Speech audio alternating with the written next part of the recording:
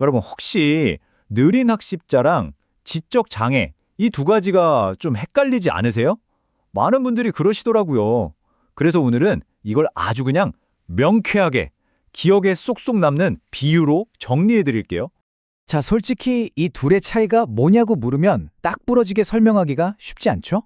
겉으로 보기엔 되게 비슷해 보이거든요. 그래서 오늘 이 질문에 대한 답을 확실하게 한번 찾아가 보려고 합니다. 자, 이 복잡해 보이는 개념을 푸는 열쇠가 뭐냐면요. 바로 비행기입니다. 네? 비행기요? 맞아요.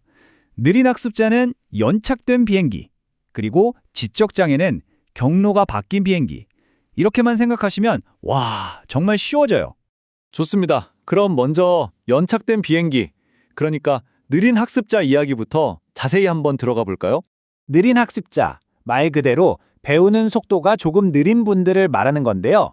이거의 다른 말로는 경계선 지능이라고도 불러요. 그러니까 장애인과 비장애인의 그 경계선에 있다, 뭐 이런 의미인 거죠.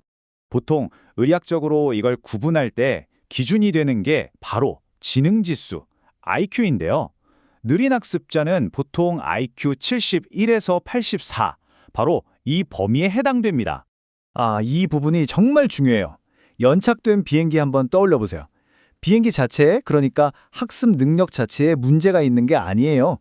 단지 뭐 날씨가 안 좋거나 활주로 사정 때문에 출발이 좀 늦어지는 것뿐이죠. 그래서 핵심은 뭐다? 목적지는 똑같다는 겁니다. 시간과 반복적인 연습이라는 연료만 충분히 채워주면 결국 다른 비행기들처럼 목적지에 도착할 수 있다는 거죠. 근데 바로 이 지점 때문에 어려운 상황이 생겨요. 장애인으로 등록이 안 되니까 당연히 어떤 복지 혜택을 받지는 못하거든요. 그런데 또 일반적인 학교나 사회에서는 남들보다 속도가 뒤처지니까 이중으로 힘든 거죠.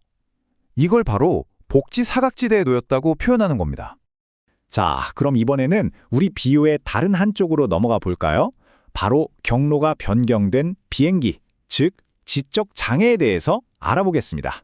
보통 지적 장애라고 하면 IQ 점수만 딱 떠올리시는 경우가 많은데 사실 그것만 보지는 않고요. 두 가지를 함께 봅니다. 하나는 학습이나 추론 능력 같은 지적 기능, 그리고 또 하나는 혼자서 일상생활을 해나가는 능력, 이걸 적응 행동이라고 하는데요. 이 두 가지 모두에서 좀 어려움이 있을 때 진단이 내려지는 거죠. 일반적으로 그 지적 기능의 기준이 되는 IQ가 바로 70 이하입니다. 바로 앞에서 봤던 느린 학습자 기준이 71이었잖아요. 그러니까 딱 1점 차인 거예요. 그리고 지적 장애도 다 같은 게 아니고요. 그 정도에 따라서 이렇게 4단계로 나뉩니다. 경도, 즉 가벼운 경우에는 훈련을 통해서 충분히 혼자 생활하는 게 가능하지만 중증도로 갈수록 다른 사람의 전적인 돌봄이 필요하게 되는 거죠. 보시다시피 필요한 지원의 정도가 정말 다양합니다. 자, 여기서 경로 변경이라는 비유의 핵심이 딱 나옵니다. 연착된 비행기랑은 다르게 경로가 바뀐 비행기는 원래 가려던 목적지에 도착하는 게 어려울 수 있어요. 그 대신에 추상적인 학업 성취 이런 것보다는 일상생활 기술처럼 그 사람이 가장 안전하고 또 편안하게 착륙할 수 있는 새로운 목적지를 설정하는 게 더 중요할 수 있다는 그런 의미입니다. 자, 이 표를 보시면 오늘 내용이 한눈에 딱 들어오죠. 느린 학습자는 연착, 즉 조금 늦을 뿐이니까 인내와 반복이 중요하고요. 지적 장애는 경로 변경, 즉 도움이 꼭 필요하니까 특수 교육이나 법적 지원 같은 체계적인 도움이 필수적이라는 겁니다. 어때요? 정말 명확하죠? 아니, 이렇게 명확하게 다른데 왜 우리는 일상생활에서 이 둘을 그렇게 헷갈리는 걸까요? 그 이유 한번 파고 들어가 보죠. 자, 그 이유를 크게 4가지로 볼 수 있어요. 첫째, IQ라는 기준 자체가 그래요. 70점이랑 71점.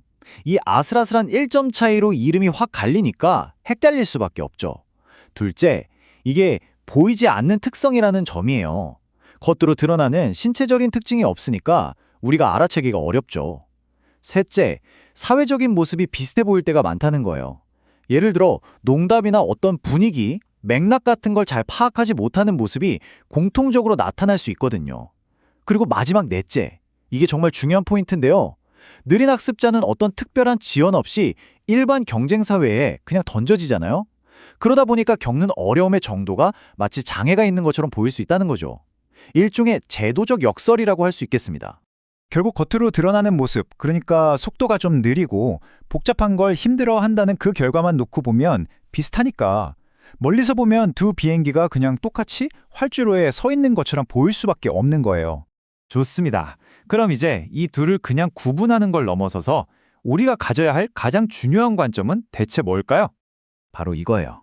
이들을 어떤 점수나 이름표로 보는 게 아니라 어떤 도움이 필요한가로 바라보는 거죠. 다시 말해서 느린 학습자에게는 충분한 시간을 주는 게 핵심이고요. 지적장애에게는 그 사람에게 딱 맞는 방법을 찾아주는 게 핵심이라는 겁니다. 시간의 문제냐, 방법의 문제냐, 이 차이죠. 오늘 제가 드린 설명을 한 문장으로 정리하면 바로 이 말이 아닐까 싶습니다. 지적장애는 특별한 지도가 필요한 동료이고 느린 학습자는 조금 더 긴 기다림이 필요한 동료이다. 비행기가 좀 연착됐다고 해서 그게 비행기가 아닌 건 아니잖아요? 경로를 바꿨다고 해도 여행이 끝난 것도 아니고요.